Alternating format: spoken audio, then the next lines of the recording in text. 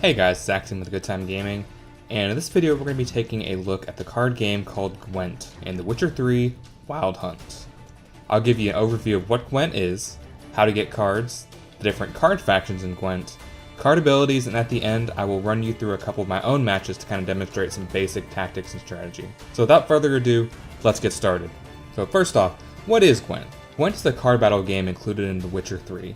Gwent is played against NPCs, typically merchants, and small amounts of money are bet and won, or lost. Not all merchants or NPCs can be played against, so be sure to check out each one you come across and see if they're willing to play. Cards are obtained through three methods. 1. You can buy cards from certain merchants. 2. You can win one card from each opponent you beat one time. You can sometimes find Gwent cards in the environment, such as in chests. The first faction, the one you'll probably have the most cards for, is the Northern Realms. The faction perk for the Northern Realms is that whenever you win a round, you're able to draw a card from your deck. So basically win a round and you get a card back. The leader is Foltest, and the unit types are basically your standard human units and siege units that you might expect a human army to have. The next are the Scoia'tael. They're basically the elves of the Witcher games, and their faction perk is that they're able to decide at the start of the battle who goes first. So either you can go first or your opponent can go first. Next up is the Monsters faction. The faction perk for this card faction is that one randomly chosen monster unit stays on the battlefield after each round. So if you use 5 monster unit cards, after the round is over, of those 5 cards, one of them will randomly be left on the battlefield. So it's pretty handy. Their leader is Aridin, commander of the Red Riders, and they have all kinds of little units that are monsters, so pretty cool. And last but not least is the Nilfgaardian Empire. Their faction perk is that whenever there's a draw, you automatically win. They're led by Emir Var Emiris, and you'll find that they're very similar to the Northern Realms in their unit types. They're humans with siege units and that kind of thing. Now, for the purpose of demonstration, we're going to be focusing on the Northern Realms, because more than likely you'll have more of these cards before you'll have any other faction at all. Let's start by taking a look at our leader. So the leader of the Northern Realms is Foltest. You might remember Foltest from the second game. In each faction there are 4 variations of the leader. For mine I only have 2 unlocked currently, and I've elected to take the second version of Foltest.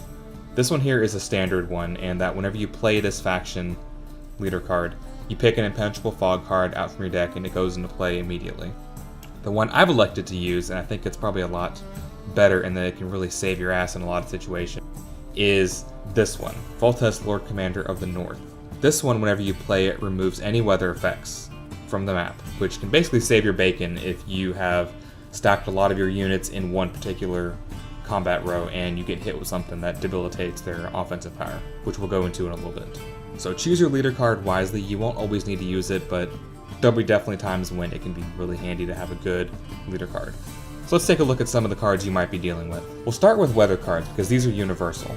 In the game of Gwent, there are 3 different lines of offense. You have close combat, ranged, and you have siege. Each weather card corresponds to one of those rows of combat and will debilitate the offensive power of all cards in that row. So for example, Biting Frost will make it so that all close combat cards have 1 attack power.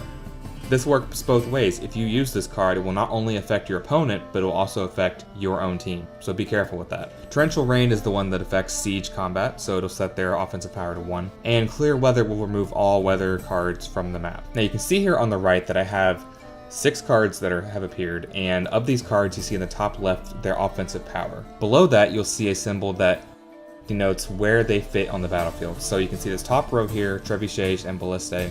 They are all siege cards, so they'll go in the bottom row. The second row we have Vess, who is a melee, Siegfried of Denethel, who is also melee, and we have Kira Metz, who is ranged. Now here you see a couple of interesting things. You see, in addition to the marker as to what kind of unit they are, there is a secondary mark right beneath them. So we'll take a look at Prince Stennis here. Prince Stennis has the Spy perk. Whenever you play a Spy card, the Spy card's total counts towards your enemy. So if I play this card, I'm not going to gain 5 points, but my enemy will gain 5 points. Trade is that by doing that, I'm able to draw 2 cards from my deck. So it might work in my favor or it might not. It's kind of a gamble. Krinfried, Reaver's Dragon Hunter, has a little handshake beneath his. That means that he has what's called Tight Bond.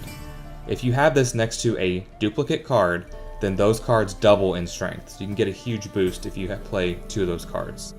But it only works with same name cards. So it won't work, for example, with Kira Metz because it's not the same name card. And we also have here a Dune Banner Medic.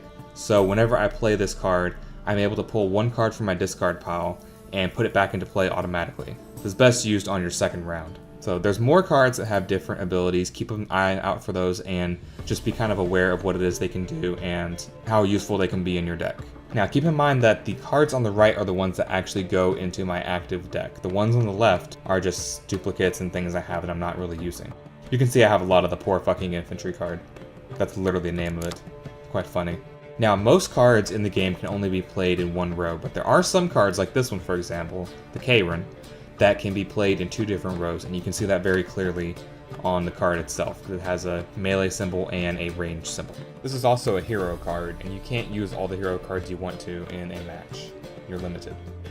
So now that we've gone over the basics of Gwent, I'm going to take you all into a couple of games that I've played, and I'll add a little bit of commentary over my moves to kind of explain and justify why it is I'm making the moves I am. So hopefully you get a better idea of how to win Gwent. So match number 1 here opens with my opponent going first and deploying a support unit in the siege slot.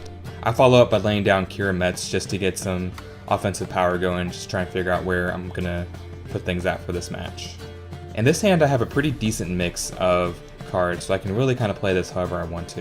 You can see my opponent deploys an Impenetrable Fog card, which basically neutralizes the offensive power of my ranged units. I counter this by deploying a Clear Day card. I like to play the Prince Stennis card, which doesn't really work in my favor. However, I am able to use the Biting Frost card that I pick up to bring down my opponent's offensive capabilities just a little bit, which he then counters with a Clear Day card. At this point I elect to pass, thinking that it might just be better to take a loss on this round and possibly do better in the next 2. The second round begins, and oddly enough my opponent immediately passes, which is kind of unusual. In this case I just deploy one of my cards to win and then pass the round immediately. My opponent deploys a Biting Frost, which basically neutralizes the guy I just played. However, I do have other cards that go into a different slot, so this shouldn't be that much of a problem. Using my Medic card, I'm able to bring back one of my other cards from the grave. I like to bring back this card because it's worth 6 points and it goes into a range slot. With both of us running out of cards and my opponent unable to field anything that's gonna sway the tides of battle, I effectively win this one in a 3rd round. I use my option to get rid of 2 cards to get rid of one of my lower cards. Seeing that everything else is pretty good and that I have a decent mix of offensive cards, I like to not redraw a 2nd card. You can see here that my opponent once again decides he's going to pass, so I play one of my level 2 cards and immediately roll on.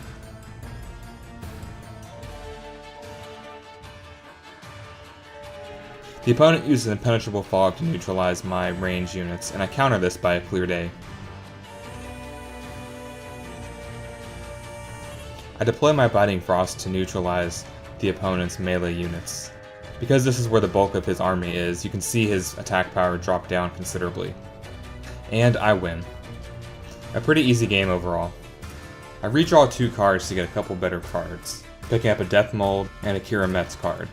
My opponent deploys a Torrential Rain card. I decide to use my Clear Day card just to go ahead and get rid of the storm. My opponent follows up by using a Biting Frost, which neutralizes both of our offensive units. In this case, it hurts me a lot more than it does him. I decide to, rather than play anything else, just go ahead and pass and hope that I can clutch this one out. At this point, we're both getting really low on cards.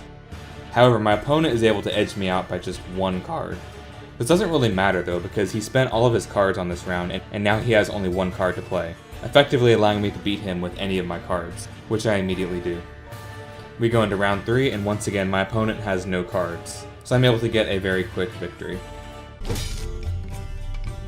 We come now to the final match, which I'm going to let play out in its entirety.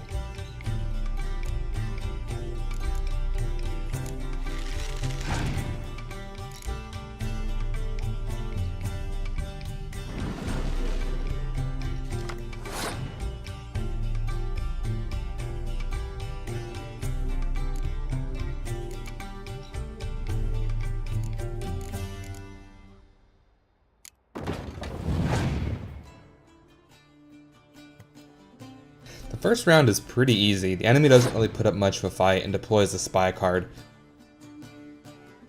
which ultimately helps tip the balance in my favor. Additionally, the enemy passes pretty early on, sending us into round 2.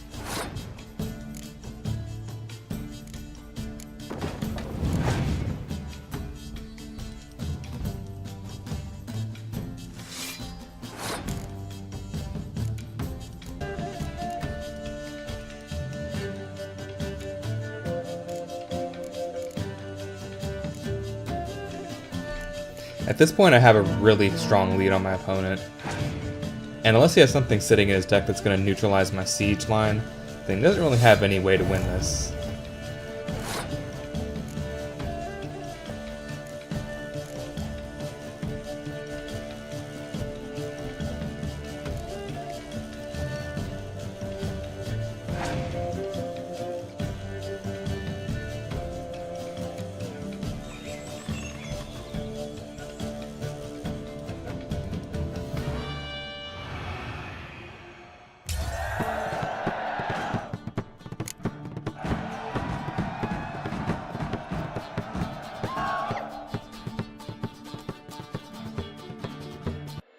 So I hope this brief tutorial has been helpful for you guys. I hope you all really play Gwent. It's a lot of fun to play. It definitely has a nice strategic element, and it's honestly not too hard to get into and to learn. So let me know if you have any questions, or if you want to say anything about it. Say how much you like Gwent, say how much you hate Gwent. Let me know in the comments below. This is Axiom of Good Time Gaming. Please remember to like, subscribe, and share if you like anything you saw here today. And remember to always have a good time gaming. Thanks a lot, guys. Hey guys, it's Axiom. Thanks again for checking out this video. If you'd like to see some more Witcher 3 content, then why not check out some of my Let's Plays. You can check them out at these 2 links here.